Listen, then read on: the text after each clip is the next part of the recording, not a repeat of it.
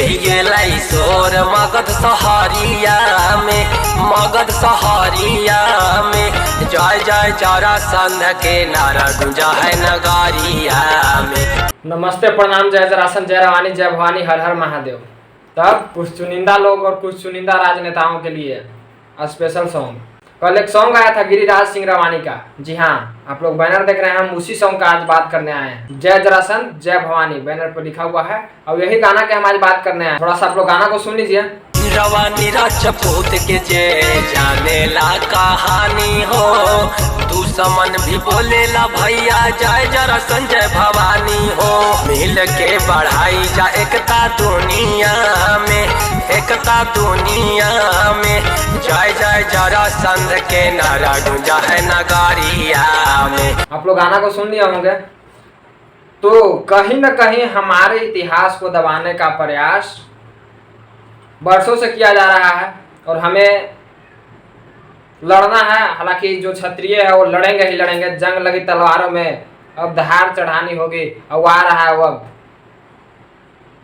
समझ रहे हो ना। और जितने भी हमारे क्षत्रिय नौजवान साथी हैं, सभी भाई लोग मिलकर के गिरिराज सिंह रवानी का आप लोग सपोर्ट कीजिए। इस गाने का लिंक मैं डिस्क्रिप्शन में दूंगा, वहां से आप लोग जाकर के गाना आप लोग सुन लीजिएगा।